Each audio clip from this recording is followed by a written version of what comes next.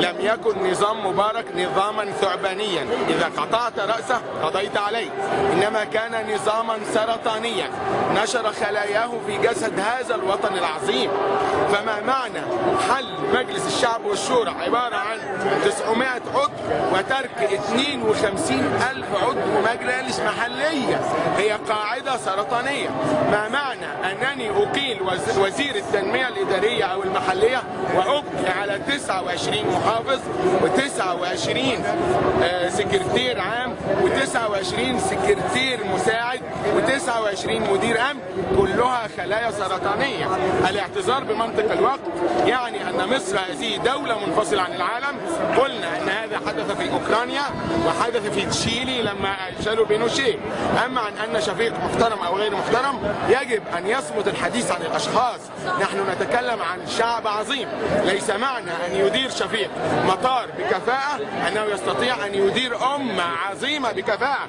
ذلك منطق حدث به الأغبياء، ذلك منطق يرفضه أعظم شعب في الوعي. شعب مصر هو أعظم شعوب العالم وعيا، يرفض ذلك المنطق. إذا كان مصر لديها مطار جيد فالسعودية لديها مطار جيد والإمارات لديها مطار جيد.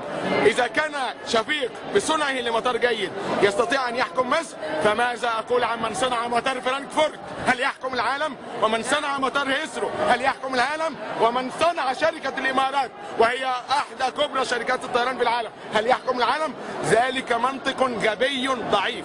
ثم أعود فأؤكد إن استهلاكنا فيما مضى لديكتاتورية الفرد لا يعني أن ننتقل إلى ديكتاتورية المجلس الأعلى. يكفي. أنا هرجع لحضرتك وأسألك سؤال. كنت فين أيام الثورة؟ كنت في الميدان ولا فين؟ كنت في الميدان على فترات، لأن أنا صاحب محبس وكانت دي في خطر، فكنت بضطر أروح لتأمينه وبرجع. بروح. في نظرك إن الثورة ما ينفعش تنام دلوقتي ولازم تكمل؟ يا سادة، هذا الشعب العظيم له تراث عظيم. شعبكم العظيم في ثورة 19 استمرنا عامين في الشارع. ثورة 19 أعظم نتائجها ظهرت عام 1923 في دستور من أعظم الدساتير. نعود إلى ما يلهون به الشعب عن الدستور. لقد صنع الدستور الذي حكمت به مصر عام 1971 وتوضع الدساتير بما يسمى وثيقة الدستور.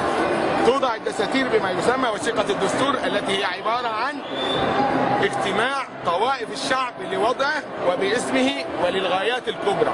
من قال أن الأمم العظيمة لها دساتير مكتوبة، إنجلترا ليس لها دستور مكتوب، هذه مغالطات.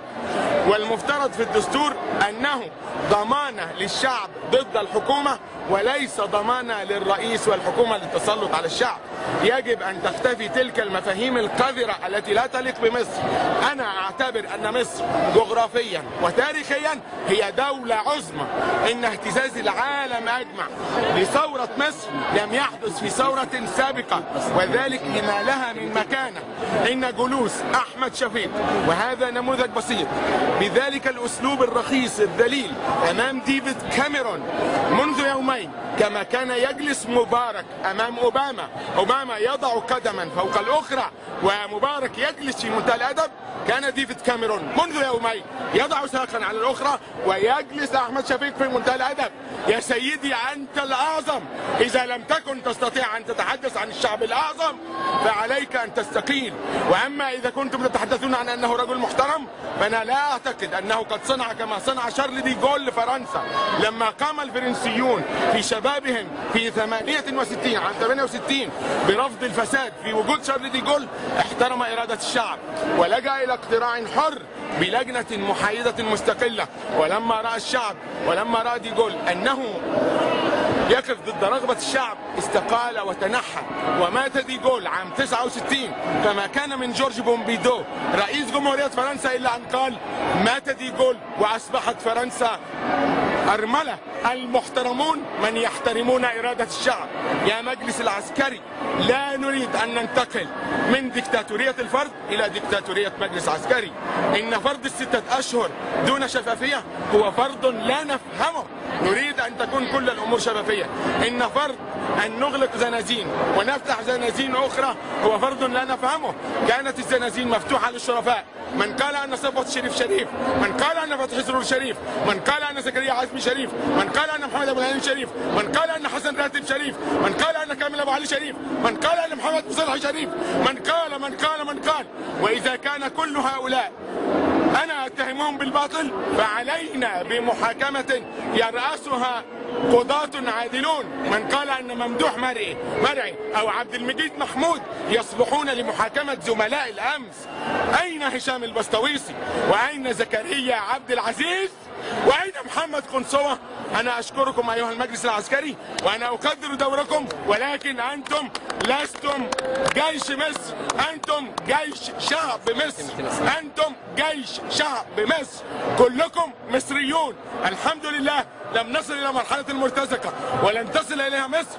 مصر هي الأعظم في التاريخ، ومصر هي الأقوى في الجغرافيا، والمجد للشعوب والخزي للديكتاتورية. لا يوجد إنسان يملك الحقيقة المطلقة، ولا يصح أن يفرض فرد أو جماعة آراءهم على أمة بأكملها. احترام الشعوب هو مقدمة الحضارة، ومصر قادمة مهما كان، وأنا أبذل دمي في هذه الأرض الطاهرة لينبت زهرا يشمه أولادي. سلام الله عليكم.